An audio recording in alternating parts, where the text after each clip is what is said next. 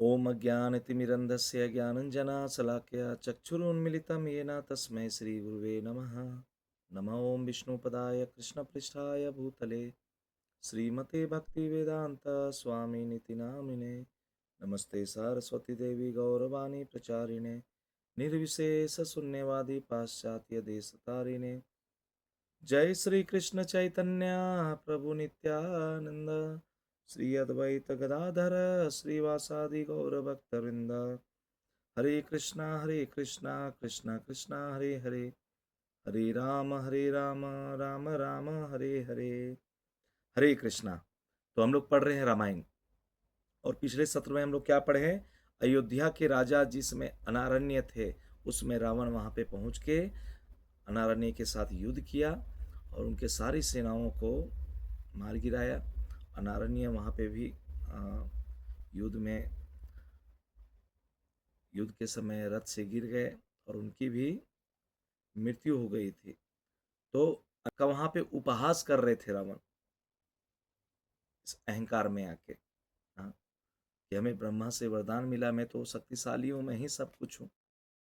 तो अयोध्या के राजा अनारण्य अंतिम समय में रावण को श्राप देते हैं कि हे रावण, जिस वंश का तुम अभी उपहास कर रहे हो, इसी वंश का शीघ्र ही एक ऐसा राजा प्रकट होगा जो तुम्हारे और तुम्हारा सारे वंश का नाश करेगा। क्योंकि वहां पे रावण हंस रहा था जिसमें अनारण्य युद्ध में गिर गए थे, है ना।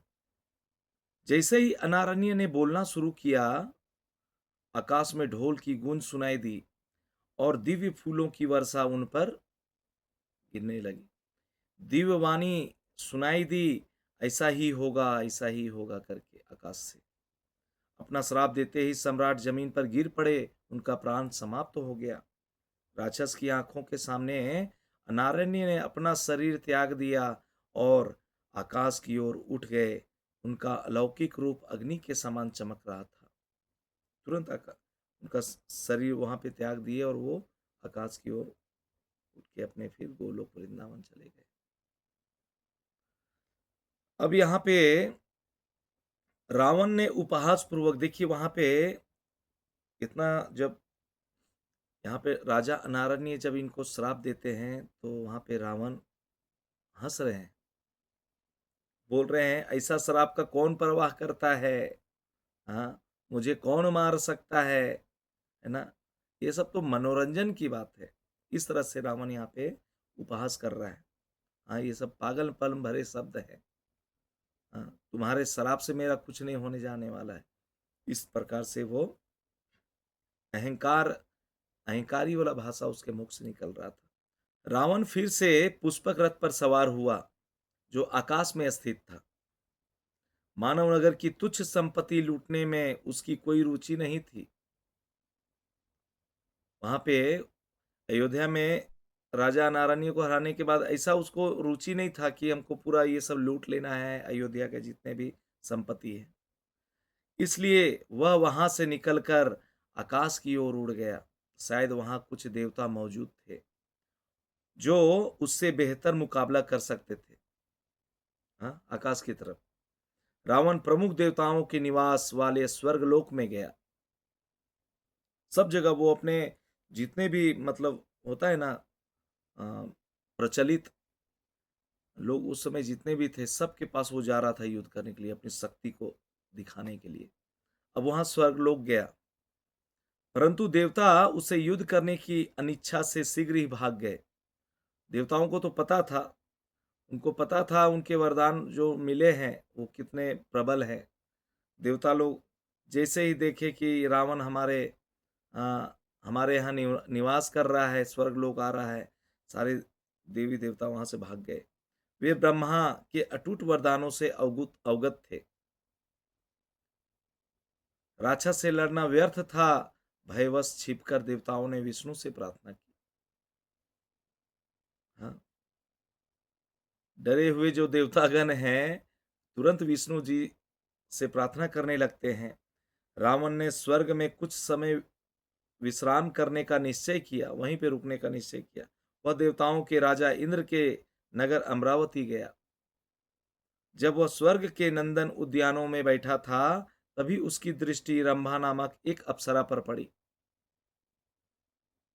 हाँ, रंभा नाम की एक अप्सरा थी, उसके ऊपर पड़ी। उस अप्सरा का चेहरा अतुलनीय सौंदर्य से दमक रहा था और वह चमकीले हारों और आभूषणों से सुशोभित थी। रावण उसकी खूबसूरती को देख के निहार रहा था। ये जो रंभा नामक अप्सरा है, उनकी जो आंखें हैं, मोहक आंखें इधर-उधर देख रही थीं। रावण उनकी खूबसूरती देख के हाँ, रंभा नामक अप्सरा के करीब जाने लगा। हाँ, वो कामुक हो उठा। रावण ने अपने भयानक 10 सिरों वाले शरीर को छिपाते हुए एक अत्यंत तेजस्वी रूप धारण कर लिया। यही है, यही करते हैं आज के जो आसुरी गुण वाले लोग हैं। अपने जो ओरिजिनल जो है ना रूप उसको छिपा लेते हैं और जो थोड़ा वो मासूमियत ये सब दिखाना चालू करते हैं, हैं? जब वो कामुक होते हैं, जब उनको कुछ पाना होता है तो, है ना? तो यहाँ भी रावण वही कर रहा है। अपना वो जो 10 सिर वाले जो शरीर था राक्षस वाला, उसको छिपा लिया और यहाँ पे तेजस्वी दिव्य रूप धारण कर लिया। वह उछलकर खड़ा हुआ और तुरंत रंभा के पास जाकर उसका हाथ थाम लिया। रावण काम वासना से ओत-प्रोत होकर उसने उस दिव्य कन्या को देखकर मुस्कुराते हुए पूछा। क्या पूछता है? हे सुंदर स्त्री, तुम कहाँ जा रही हो? और किसकी हो? आज तुम्हारे कोमल लाल होठों के रस का आनंद कौन उठाएगा? तुम्हारे कोमल इस शरीर का कौन स्पर्श करेगा? ये आशीर्वाद किसको मिलेगा? मतलब देख लीजिए कितना हठ व्यक्ति है रावण। हाँ? इनको किसी भी मतलब पराई स्त्री को अचानक देख के ये कामुक हो उठता था और मतलब जिसको बोलते हैं ना एक शर्म नाम का भी चीज नहीं था। सामने जाके तुरंत उसके हाथ थाम लिए और ऐसे शब्द कह रहे हैं रावण। कौन सा सौभाग्यशाली पुरुष तुम्हारे आलिंगन में लेटा रहेगा, जिसका मन पूरी तरह कामुक सुखों में डूबा रहेगा। रावण को इस बात की जरा भी परवाह नहीं थी कि वह विवाहित है या नहीं। इस बात का कोई परवाह नहीं है रावण को। उसने देवताओं, गंधर्वों और राक्षसों की पत्नियों को चुराकर लंका में अपने हरम में शामिल कर लिया था। देखिए, देवताओं, गंधर्वों और राक्षसों की जो जितनी भी सुंदर-सुंदर कन्याएं थी, पत्नियां थी उनकी, सबको वो हर लिया था और अपने लंका में रखा था। राक्षस को अपनी मनमानी करने की आदत थी रावण को और वह रंभा को जीतने के लिए ही बोल रहा था ऐसे ऐसे शब्द। उसने रंभा की दिव्य सुंदरता की प्रशंसा की और अपनी शक्ति और महिमा का बखान किया कि मैं रावण हूँ, मैं राक्षसों का राजा हूँ, मैं लंका का राजा हूँ। लंका में अ, अनेक अप्सराएँ, अनेक दासियाँ तुम्हारे सेवा करेंगी, तुम मेरे हाथ थाम लो, ऐसा बखान करने लगा। भला कौन-सी स्त्री शक्तिशाली रावण की संगिनी बनने का अवसर ठुकराएगी? इस तरह से बोल के यहाँ पे डरा रहा है ब्रह्मा नामक अप्सरा को। कौन ऐसी शक्तिशाली बोलते हैं, कौन ऐसी शक्तिशाली स्त्री है जो रावण को ठुकराए? रावण की संगिनी बनने में अ, संगिनी बनने का जो ऑफर मिल रहा है, उसको ठुकराएगी। हाँ, लेकिन उस सुंदर लड़की ने रावण के प्रस्ताव का कोई जवाब नहीं दिया, रंभा ने। वह उससे दूर हट गई, रावण की पकड़ से खुद को छुड़ाते हुए उसके चमकीले कंगन जमीन पर गिर गए। हाथ जोड़कर और नीचे देखते हुए उसने राक्षस से निंदा भरे लहजे में कहा, कृपया इस तरह बात ना करें। मैं आपकी पुत्री के समान हूं और इसलिए हे रावण, मैं आपकी रक्षा की पात्र हूं। हाँ, मैं आपकी पुत्री के समान हूं, इसलिए आपका कर्तव्य है कि मेरी रक्षा कीजिए। वास्तव में मैं किसी और की विवाहित पत्नी हूं। वो रंभा बता रही है। रंभा ने उसे बताया कि उसका विवाह देवता नल कुंवर से हुआ है। और नल कुंवर कौन है? सुनिए आगे। जो रावण के सगे भाई कुबेर का पुत्र था नल कुंवर, सगे भाई अपना रावण का। और जो कुबेर है उसका पुत्र है नल कुंवर, मतलब रावण की बहू ही है। इस प्रकार वह रावण के संबंधी थी और उसे उसके प्रति प्रेम पूर्ण व्यवहार नहीं करना चाहिए था रावण को। रावण जोर से हंसा ये सब सुन के। हाँ, उसे नैतिकता का कोई लिहाज नहीं था रावण को, इसलिए तो रावण रावण है ना। वह रंभा की ओर बढ़ा जो एक सुनहरी झाड़ी के पीछे छिप गई। रावण ने उसका पीछा किया, अपने लाल रेशमी वस्त्र उतार दिए और अपना विशाल तेजस्वी शरीर प्रकट कर दिया। रावण आ गया अपने रूप में वो। हाँ, कन्या ने उससे बचने की कोशिश की, अपने हार और मालाओं को झुलाते इधर उधर भागी, लेकिन यह व्यर्थ था। रंभा को पकड़कर राक्षस ने उ- उसे पास की एक चट्टान पर जबरदस्ती लेटा दिया। रावण उसने उसके वस्त्र छीन लिए और आनंद से आंखें फैलाकर उसका बलात्कार करने लगा। ये था रावण। अन्याय जब लेवल से ज्यादा ऊपर हो जाता है तभी तो आते हैं ना। हाँ, देखिए कैसे ये अपनी मौत को बुलावा दे रहा है रावण। हाँ, रंभा ने मदद के लिए पुकारा, लेकिन भयंकर राक्षस को देखकर किसी ने भी हस्तक्षेप करने की किसी के अंदर हिम्मत नहीं हुई। सब किसी देवता के अंदर, किसी के अंदर इसमें हस्तक्षेप करने का किसी के अंदर वो हिम्मत नहीं था। रावण ऐसा क्रूर था। राक्षस के शक्तिशाली हाथों ने कन्या की श्वेत भुजाओं को चट्टान से जकड़ लिया। उसके काले बाल बिखर गए, उनके सुनहरे क्लिप और फूल गिर गए। रावण ने अपने राक्षस अनुयायियों के सामने उसका निर्दयता पूर्वक यौन उत्पीड़न किया। हाँ? जितने भी उसके राक्षस अनुयायी थे, सामने में सबके साथ सामने बलात्कार किया। हाँ, रंभा को। यद्यपि उसने उससे ऐसा न करने की विनती की, ऐसा ना कीजिए, ना कीजिए ऐसा, फिर भी राक्षस ने उस संघर्षरत दिव्य कन्या को उसकी इच्छा के विरुद्ध अपने साथ ले लिया। रावण ने अपनी वासना पूरी करने के बाद कमरबंद बांधते हुए खड़ा हुआ। आंसू बहाते हुए रंभा राक्षस से पीछे हटकर भाग गई।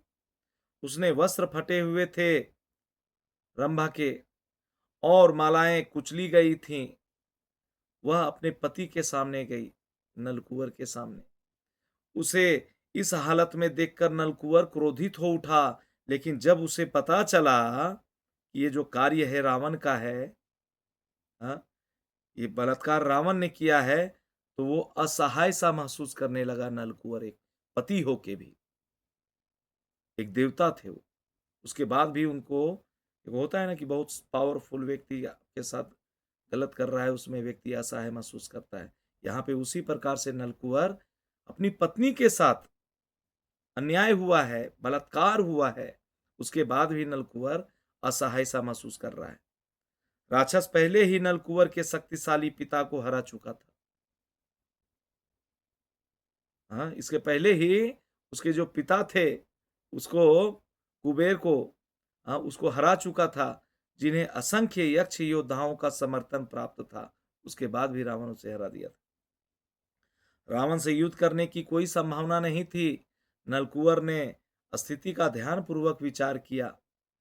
यद्यपि वह राक्षस से युद्ध नहीं कर सकता था, कम से कम इसके इस बुरे कृत्य के फलस्वरूप उसे श्राप तो दे सकता था।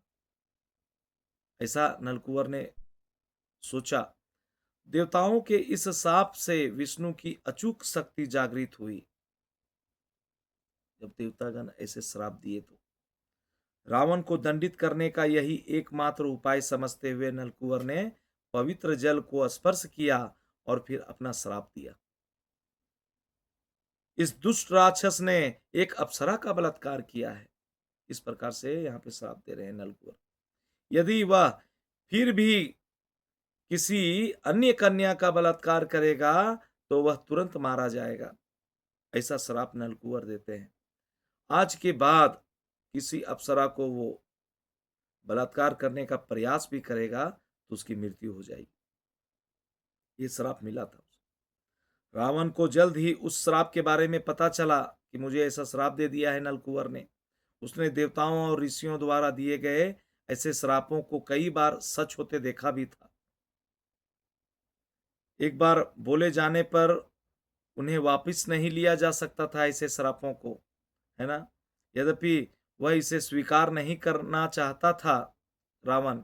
रावण समझ सकता था कि कोई शक्तिशाली शक्ति ब्रह्मांडीय व्यवस्था और नियमों को बनाए रखती है। यह सोचकर कि शायद नलकुंवर के शब्द सच हो सकते हैं, उसने किसी और स्त्री पर जबरदस्ती न करने का फैसला किया। रावण कई बार इसे श्राप को सच होते हुए देखा था। अब वो सोच रहा है कहीं इसका भी बात शब्द सच नहीं हो जाए, इसका भी जो श्राप है हाँ सच सच नहीं हो जाए। इसलिए वो ठान लिया उस दिन से कि अब हम किसी स्त्री के ऊपर जबरदस्ती नहीं करेंगे।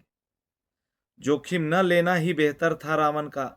आखिरकार ऐसी बहुत सी स्त्रियां थीं जो स्वेच्छा से उसे स्वीकार कर लेती थीं। ये भी बात था। उसके धन, यश, उसका शक्ति, ये सब देख के बहुत सारी ऐसी स्त्रियां थीं उस समय भी जो उसको स्वीकार करती थीं स्वेच्छापूर्वक। ये था रावण, है ना? किसी भी देवता के साथ युद्ध न करने से निराश होकर रावण स्वर्गलोक छोड़कर चला गया। वह ब्रह्मांड के दक्षिण भाग की ओर चल पड़ा, जहां दानव और दैत्य रहते थे, जो सबसे शक्तिशाली राक्षस थे। उसे पूरा विश्वास था कि वे उससे युद्ध करेंगे। आखिर उसके लिए जीतने के लिए कौन बचा सकता था? रावण इस प्रकार से सोचते रहा। हरे कृष्णा। तो आज हम लोग यहीं रुकेंगे। फिर आगे का जो रावण फिर कहाँ जाता है, फिर किसके साथ उसका सामना होता है, ये हम लोग अगले सत्र में पढ़ेंगे। तो समय हो चुका है, तो आज हम लोग यहीं पे रुकेंगे। फिर कल मिलते हैं, हाँ, इसी रामायण के साथ। हरे कृष्णा। वाञ्छाकल्पतरुभ्यश्च कृपा सिन्धुभ्य एव च पतितानां पावनेभ्यो वैष्णवेभ्यो नमो नमः। अनंत कोटि वैष्णव वृंद की जय। जगत गुरु शैल प्रभुपाद की जय। निताई गौर प्रेमानंदे। हरि हरि बोल।